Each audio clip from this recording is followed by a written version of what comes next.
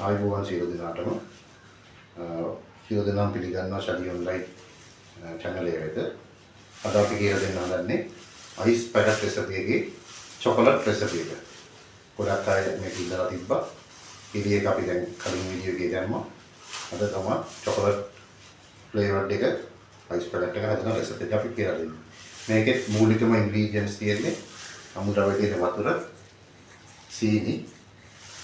අදත් අපි කියලා දෙන්න හදන්නේ වතුර ලීටර 1කට අවශ්‍ය කරන අමුද්‍රව්‍ය ප්‍රමාණය සහ සාදා ගන්නා පිළිවෙල.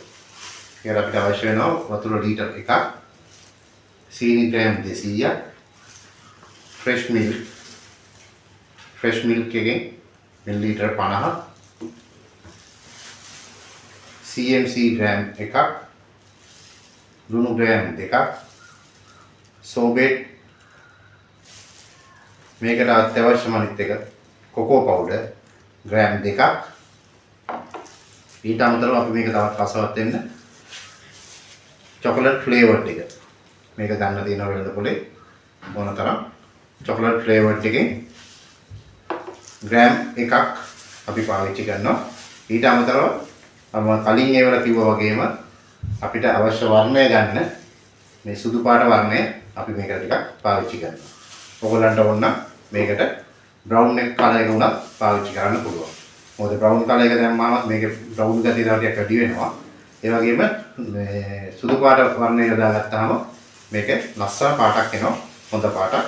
මේ චොකලට් ෆ්ලේවර්ඩ් එක ගැන දැනගන්න අවශ්‍ය නම් කමෙන්ට් එකක් දාන්න. ඒතර අපි කියන්නම් මේකේ බ්‍රෑන්ඩ් එකයි ටික ඔක්කොම ටික. වෙනද විදියම තමයි හදන්න තියෙන්නේ. කලින් ඒවට අපි කියලා දීපු විදියටම අපි මුලින්ම සීනි ග්‍රෑම් 200 මේක ලීටර එකකට තමයි මේ අද කියලා දෙන්නේ. ඔයගොල්ලන්ට අවශ්‍ය ප්‍රමාණයට වැඩි කරලා හදා ගන්න පුළුවන්. අපි අද කියලා දෙන්නේ ලීටර එකකින් හදා ගන්න ප්‍රමාණය.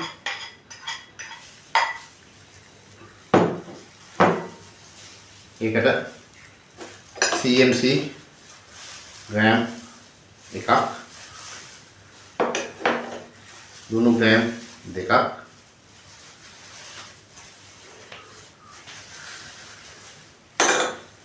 සෝබේට් මේකේ පාවිච්චි කරනවා කලකබා ගැනීමේ අමුද්‍රව්‍යයක් විදිහට.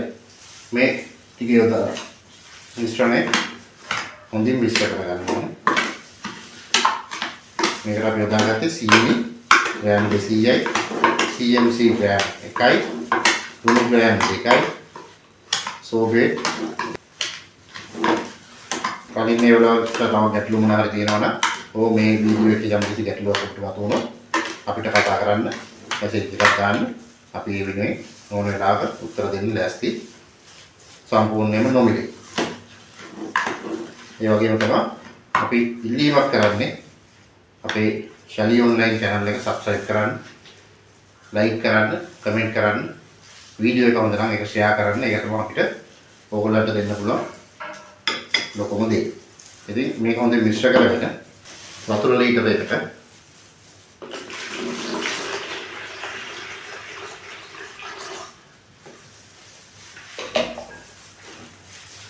අපි මිශ්‍ර කරගත් මිශ්‍රණය දාගන්නවා.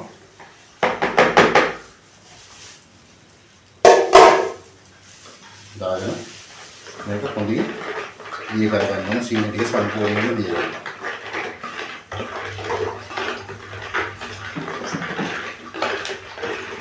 මේකේ මේ චොකලට් කොකෝ පවුඩර් එක යොදා ගන්න ක්‍රමයක් තියෙනවා. මම ඒකයි මුල්ම වීඩියෝ එකේදී කිව්වේ කිරි එකයි චොකලට් එකයි කියන්නේ විශේෂයෙන්ම හදන්න ඕන ටිකක්. මේකෙත් මම කියන්න කැමතියි කලින් මම කිරි වීඩියෝ එකේදී කිව්වා කිරි රෙසිපි හදන වෙලාවේ මේකත් ගොඩක් වෙලා එළියේ තියන්න බෑ. පැයක් දෙකක් ඇතුළත අනිවාර්යෙන් ෆ්‍රීස් කරගන්න ඕනේ. මොකද අපි කිරි යොදා ගන්න හින්දා මේකත් ඉක්මනට නරක වෙන්න පුළුවන්. මේක පැක් කරලා පැයක් දෙකක් ඇතුළත අනිවාර්යෙන් ෆ්‍රීස් කරන්න ඕනේ. පැක් කරන්නත් ගොඩක් වෙලා ගන්න එපා. මේක හදලා ඉවර වෙච්ච ගමන් පුළුවන් තරම් ඉක්මනට මේක නිවා ගන්න ක්‍රමයක් යොදා ගන්න.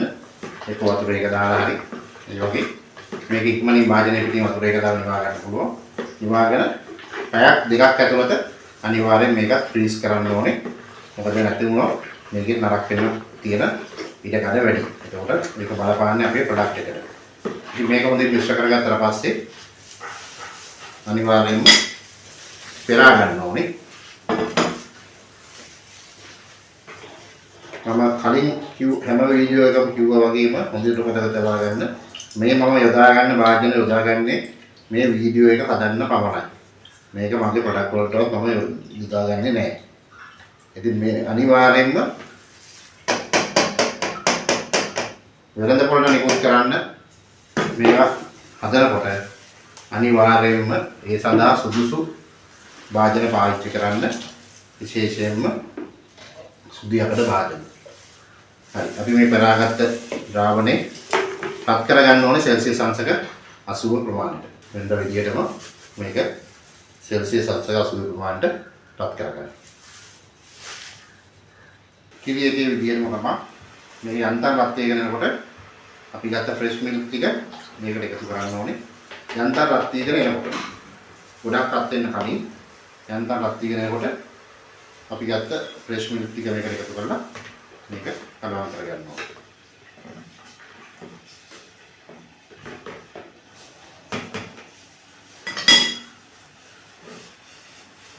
මේක සෙල්සියස් අංශක 80ට යනකම් හොඳට රත් කරගන්න. හරි මේකේ අවශ්‍ය කරන ඉන්ග්‍රීඩියන්ට්ස් ටික අමුද්‍රව්‍ය ටික කමෙන්ට් එකක දාන්න.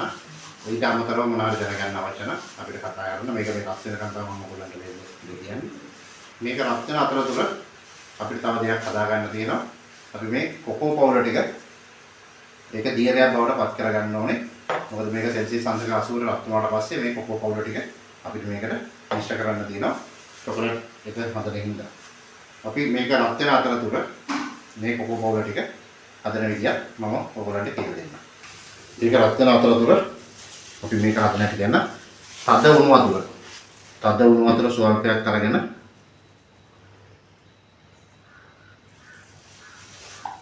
ඒකට මේ කොකෝ පවුඩර් ටික දාගන්න ඕනේ.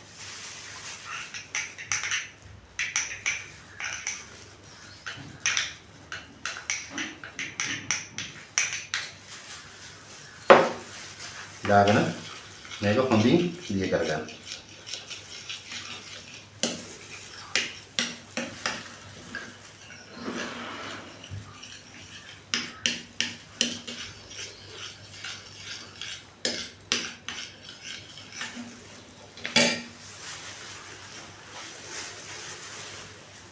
මේක හොඳින් දිය කරගත්තා පස්සේ දැන් අපි කිරි ටික රත් වෙලා ඉවරයි. ඒ අතරතුර අපි කොකෝ පවුඩර් මිශ්‍රණයක් හදාගත්තා. දැන් මේක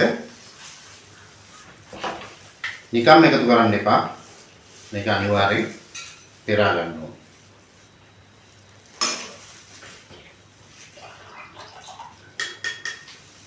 මේ වගේ කෑලි තියෙන්න පුළුවන්. දී වෙන්නේ නැතුව ඒ වුණොත් අපි මේකට එකතු වෙනවා ඒ ටික. ඒ හින්දා අපි මේක පෙරා ගන්න ඕනේ. පෙරාගෙන නැවතත් හොඳින් මේක මිශ්‍ර කරගන්න.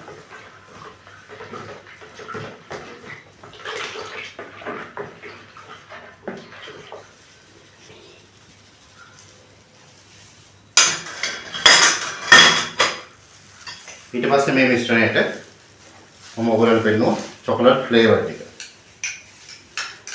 මොකද කොකෝ පවුඩර් වල විතරක් රස මදි වෙන්න පුළුවන් සමහර විට. ඒක මේ චොකලට් ෆ්ලේවර් එක ඔයගොල්ලන්ට අවශ්‍ය නම් එකතු කරන්න පුළුවන්. නැත්නම් එකතු නොකර ඉන්නත් පුළුවන්. එකතු කරාම තව ටිකක් මේකේ චොකලට් රස වැඩි වෙනවා.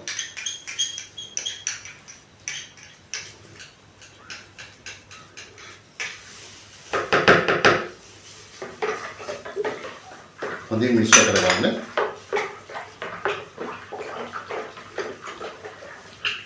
ඔතන මේකේ හොඳ චොකලට් සුවඳක් වගේම හොඳ චොකලට් රහකුත් ඔයගොල්ලන්ට එනවා. ඊට පස්සේ මේ අපි හදාගත්ත මිශ්‍රණයේ පාට වර්ණය තමයි ඔබට පේන්නේ. මේකට සුදු පාට වර්ණක පොඩ්ඩක් අපි එකතු කරගමු. බොහොම සුළු ප්‍රමාණයක්.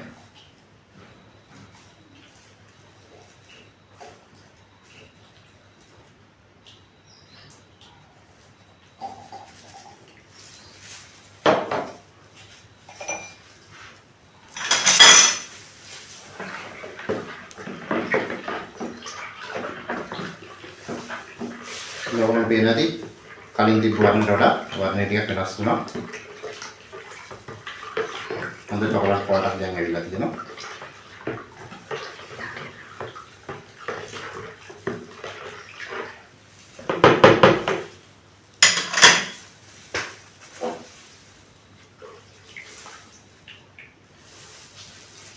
මේ තියෙන්නේ අපි හදාගත්ත චොකලට් අයිස් රෙසිපි එක. පාට පේන ඇති ඔයගොල්ලන්ට හොඳ චොකලට් පාටක් තියෙනවා. මේකත් කලින් වීඩියෝ එකේ අපි පළවෙනිම වීඩියෝ එකේ සඳහන් කරපු විදිහට තමයි පැක් කරගන්න තියෙන්නේ. කිරි රෙසිපි එකේ කිව්වා වගේ මේකත් මේ ඉක්මනට නිවාගෙන පැක් කරගන්න. පැක් කරලා පැයක් හෝ දෙකක් ඇතුළත අනිවාර්යයෙන්ම මේකත් ෆ්‍රීස් කරගන්න. මේක තමයි චොකලට් රෙසිපි එක. කවුරුත් කියන්නේ නැති ශලි ඔන්ලයින් එකෙන් විතරක් ඔයගොල්ලන්ට කියලා දීපු. ඉතින් අපි ඉල්ලීමක් කරනවා ශලි ඔන්ලයින් channel එක subscribe කරන්න, like කරන්න, comment කරන්න. වීඩියෝ එක හොඳ නම් මේක share කරන්න, තව කෙනෙක්ට දැනගන්න. ඔබ සියලු දෙනාටම සුබ දවසක්. ස්තුතියි.